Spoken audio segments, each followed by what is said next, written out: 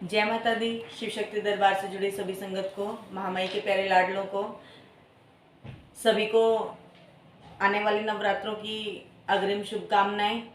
हिंदू नववर्ष जो कि पहले नवरात्रे को मनाया जाता है, उसकी सभी को बधाइयाँ। महामाई सभी के घर में नवरात्रों में सुख समृद्धि तरक्की उन्नति का विशेष आशीर्वाद सभी को दे। सभी को महामाई अपने आंचल की छांव में रखे। मेरे सभी शिष्य नवरात्रों की पूजा से रिलेटेड बात करने के लिए उत्सुक थे, मैसेज किए जा रहे थे। मैं बिजी शेड्यूल होने की वजह से रिप्लाई नहीं कर पा रही हूँ किसी भी बच्चे का। तो आइए करते हैं नवरात्रों से रिलेटेड कुछ महत्वपूर्ण बातें। मैं भूल जाती हूँ, इसीलिए मैंने ये नोट्स बना लिए कि कोई पॉइंट मुझसे मिस ना हो जाए। फिर भी यदि कोई पॉइंट मुझसे मिस हो जाए तो कमेंट बॉक्स में कमेंट करके कोई भी बच्चे इंक्वायरी कर सकते हैं। मैं रिप्लाई देने की पूरी कोशिश करूँगी। सबसे पहले बच्चों, विग्रह का श्रृंगार करना है। जो घर में मंदिर में, हमारे घर के मंदिर में विग्रह हैं, उनका श्रृंगार एक दिन पहले ही कर लें। मंदिर की साफ सफाई एक दिन पहले करके विग्रह का श्रृंगार अच्छे से करें। विग्रह, महामाई के विग्रह को चोला, स्वच्छ चोला धारण कराएं, चुनरी ओढ़ाएं, अच्छे से श्रृंगार महामाई को दें। अगले दिन, पहले नवरात्रे के दिन ज्वारे एक दिन पहले भिगो के रख दें। गंगा जल में ज्वारों को भिगो लें और अगले दिन जब हमें ज्वारे बीजने होते हैं तो साफ स्वच्छ मिट्टी लें। ज्वारों को छानकर उस मिट्टी में महामाई का आवाहन करते हुए, महामाई के श्री चरणों का ध्यान करते हुए उन ज्वारों को बीज लें। ब्रह्म मुहूर्त के समय महामाई की ज्योत प्रज्वलित करें। ब्रह्म मुहूर्त के समय महामाई सभी के घर में फेरा डालने आती है, तो जिस घर में भी महामाई की ज्योत ब्रह्म मुहूर्त के समय जगी हुई मिलती है, महामाई वहाँ विराजती ही विराजती हैं। ये मेरा खुद का अनुभव है। तो मैं ये बात सभी बच्चों को हर बार बताती हूँ कि ब्रह्म मुहूर्त में अर्ली मॉर्निंग जितना भी जल्दी हो सके 4 बजे से, सुबह 4 बजे से ब्रह्म मुहूर्त का आरंभ हो जाता है। तो 4 बजे से महामाई की ज्योत का प्रज्वलित होना बहुत आवश्यक है। बाकी अपने अपने स्वेच्छा से जो भी जैसे कर सकता है, जिस टाइम जो कर सकता है तो करें। वैसे ब्रह्म मुहूर्त का बहुत ही महत्व माना गया है। ज्योत बेटा देशी घी की होनी चाहिए, शुद्ध घी की ज्योत होनी चाहिए महामाई की। शुद्ध घी की ज्योत पे महामाई माँ वैष्णो रूप में, दुर्गा रूप में और कालिका रूप में भी चलती हैं। तो ये करना है बच्चों। कलश मिट्टी का रखना है। अगर मिट्टी का ना रख पाएँ, पीतल का कलश यदि घर में है तो पीतल का कलश भी रख सकते हैं। स्टील का जो कलश हम लोग रखते हैं वह शुद्ध नहीं माना जाता है बेटा, तो कलश का विशेष ध्यान रखें। या तो मिट्टी का हो या फिर पीतल का हो, ऐसा कलश हम स्थापित करें महामाई के समक्ष। कलश में 2 लौंग, 2 इलायची, 2 सुपारी, 1 सिक्का और कुछ चावल, अक्षत होने चाहिए, रोली और हल्दी। ये 7 चीज़ें महामाई के कलश में डालें। गंगा जल को जल में मिश्रण करते हुए नारियल की स्थापना कलश पर करें। नारियल जो कलश पे रखा जाएगा उस पर कुछ दक्षिणा भी होनी चाहिए बेटा। चुनरी होनी चाहिए कलश पर। चुनरी ना रख पाएँ तो कलावे से उसको कवर करना है। जो दक्षिणा हम रखेंगे, दक्षिणा को कलश में बांधते हुए कलावे से तब रखना है। कलश को हम सजाने के लिए कलश पे साथिया बनाएंगे। अशोक के पत्ते, आम के पत्ते लगाएंगे कलश में।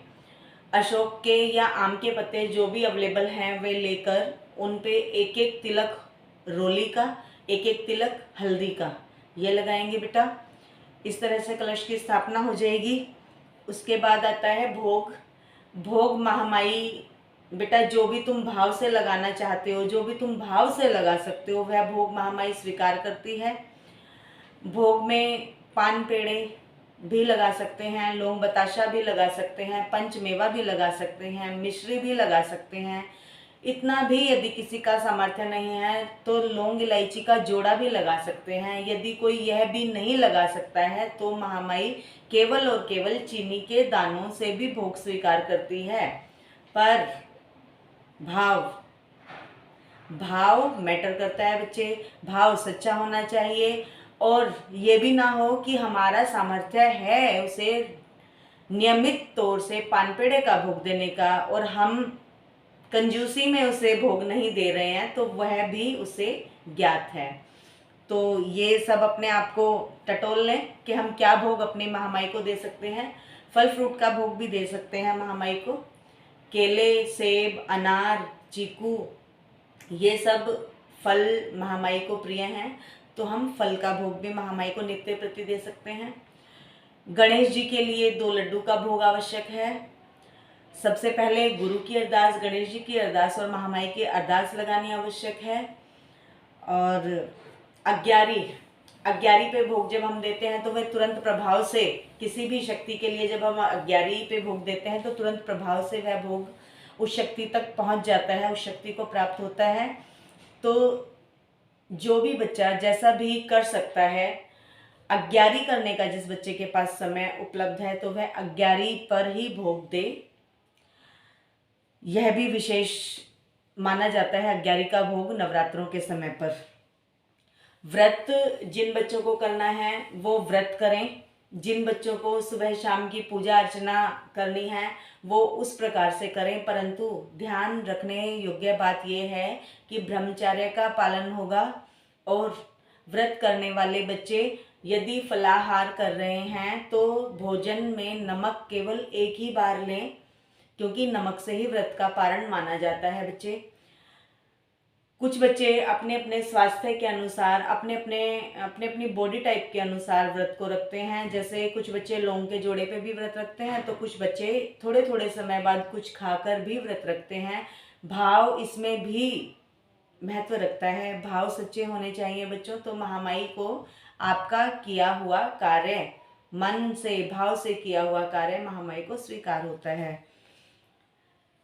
लहसुन प्याज का त्याग नवरात्रों के दिनों में सभी को करना चाहिए, क्योंकि इस समय पे यदि किसी ने व्रत भी नहीं रखा है तब भी महामाई का निवास घर में हो ही जाता है, क्योंकि कोई ना कोई तो हमारे घर के सदस्यों में से एक ऐसा होता ही है जो महामाई के चरणों में सेवा भाव रखने वाला होता है। तो लहसुन प्याज का त्याग कर देना चाहिए इन दिनों में विशेष तौर से।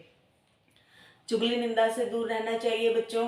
जितना भी हम चुगली निंदा से दूर रहेंगे उतना ही हमें अच्छे कर्म करने का आगे से आगे अवसर महामाई देती है और हमारे आगे से आगे कार्य भी बनते चले जाते हैं। चुगली निंदा हमें किसी की कभी भी नहीं करनी चाहिए। ये मैं अपने बच्चों को नियम में देती भी हूँ, बताती भी हूँ। तो ये विशेष मेरे बच्चों के लिए है कि चुगली निंदा ना करें। जिन बच्चों के घर में अष्टमी पूजती है वो अष्टमी पे कंजक पूजन करें। जिन बच्चों के घर में नौमी पूजती है वो नौमी पर कन्या पूजन करें। कन्या पूजन के समय महामाई के स्वरूप में 9 कंजकों का पूजन और 2 लड़कों को भी बिठाया जाता है, छोटे बच्चों को बिठाया जाता है। 2 लड़के बिठाने का मतलब है महामाई के लाल भैरव और काल भैरव को वे महामाई के लाल भैरव और काल भैरव का वो प्रतिनिधित्व करते हैं। तो 9 कंजकों में महामाई के 9 रूप और 2 लड़कों के रूप में महामाई के लाल भैरव और काल भैरव का प्रतिनिधित्व करते हुए 2 छोटे लड़के। ये अष्टमी और नौमी के दिन का है बच्चों। महामाई के स्वरूप जो तुम अष्टमी या नौमी पे कन्या पूजन करोगे वे स्वयं महामाई के ही रूप माने जाते हैं। उन्हें अच्छे से अच्छा चोला, श्रृंगार, चुनरी, कोई भी गिफ्ट जिससे बच्चे खुश हो जाएं, ऐसा हम कुछ भी दे सकते हैं। मेन ये है कि बच्चों को खुश करना, बच्चों को या जीवात्मा को खुश करना।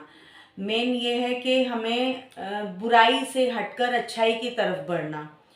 तो ये चीज़ें ध्यान रखने की हैं। और मेरे शिष्यों के लिए जो है वो सेम ही प्रोसीजर रहेगा। जिन बच्चों के पास गुरु मंत्र सिद्ध हो चुके हैं, जिन बच्चों के, वे पर्सनली व्हाट्सएप पे मैसेज करें तो मैं उन्हें नया मंत्र दूंगी। जो बच्चे करना चाहते हैं, जो बच्चे सिद्धि साधना करना चाहते हैं, जिनके पास समय है सिद्धि साधना करने का, विशेष उन बच्चों के लिए, तो वो बच्चे मुझे पर्सनली मैसेज करें, मैं उन्हें मंत्र दे दूंगी। तो मंत्र जाप हम रात के समय ही करना है। रात को 8 बजे के बाद मंत्र जाप करना है। 8 बजे से लेकर लेट नाइट तक 11 माला मंत्र की जाप करनी ही करनी है, ये विशेष ध्यान रखें। और जिन बच्चों का गुरु मंत्र सिद्ध नहीं हुआ है, वह बच्चे गुरु मंत्र की ही 11 माला रात को 8 बजे के बाद करना आरंभ करेंगे और 11 माला पूरी होने के बाद ही आसन से उठेंगे। तो महामाई की विशेष कृपा बच्चों को प्राप्त होगी और इन नवरात्रों में ही महामाई मंत्र सिद्धि का वरदान उन बच्चों को देगी, ऐसा मेरा मानना है। भाव केवल सच्चे होने चाहिए बच्चों। सिद्धि के लिए जिन बच्चों ने गुरु मंत्र की भी सिद्धि नहीं की है अभी तक, या जो बच्चे नया मंत्र भी लेंगे, सिद्धि नए मंत्र की करेंगे, उन बच्चों के लिए भी है। महामाई का एक चोला रखें, चुनरी रखें, महामाई को श्रृंगार दें और एक गहना कोई भी सोने या चांदी का अपनी स्वेच्छा से महामाई के लिए रखें और अपनी सिद्धि साधना आरंभ करें। ये है मेरे शिष्यों के लिए। इसमें भी मैं एक बात और ऐड करना चाहूँगी अपने शिष्यों के लिए भी, कि महामाई बेटा हमें अध्यात्म के मार्ग पर आगे बढ़ने के लिए साल में 4 बार अवसर देती है नवरात्रों के रूप में। और नवरात्रों का ऐसा काल होता है कि हम कोई भी सिद्धि साधना या मंत्र जाप जब हम इस समय करते हैं तो वह बहुत जल्दी सिद्ध हो जाता है। परंतु विशेष ध्यान रखा जाए कि हमें पर निंदा पर चुगली से दूर रहना है। विशेष तौर से ऐसे भक्तों और ऐसे बच्चों की चुगली निंदा तो हमें कतई नहीं करनी चाहिए जिनके साथ किसी शक्ति का साथ हो, कोई शक्ति जिनके सर पे सवारी रूप में चलती हो, ऐसे किसी भी व्यक्ति का हमें अपमान नहीं करना चाहिए, चुगली और निंदा नहीं करनी चाहिए। तो ये नियम मेरे बच्चे ध्यान रखें कि केवल नवरात्रों में ही नहीं, पर निंदा और पर चुगली से दूर ही रहें, क्योंकि यह कार्य ऐसा निंदनीय कार्य है कि हमारे किए गए पुण्य कर्मों को ये क्षण भर में स्वाहा कर देता है। तो हमें ऐसा कार्य नहीं करना है बच्चों, यह बात विशेष ध्यान रखें।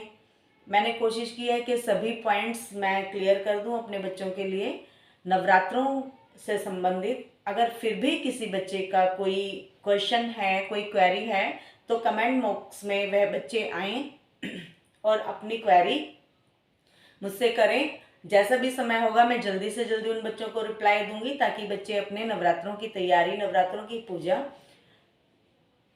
अपने सच्चे मन से, पूरी लगन और भाव से महामाई के चरणों में कर पाएं और महामाई से विशेष आशीर्वाद सभी बच्चों को मिले, ऐसी मैं महामाई से कामना करती हूँ। तो आइए सब मिलकर करते हैं इन नवरात्रों में महामाई की पूजा, वंदना, महामाई से विशेष आशीर्वाद पाने का एक भरसक प्रयत्न। इसी आशा, इसी उम्मीद के साथ कि इन नवरात्रों में महामाई सभी संगत के घर, मेरे सभी शिष्यों के घर महामाई अपने नवदुर्गा रूप में आएं, पधारें, विराजित हो जाएं, ऐसी कामना करते हुए सभी को विशेष आशीर्वाद। जय माता दी, जय शिव शक्ति, जय महाकाल।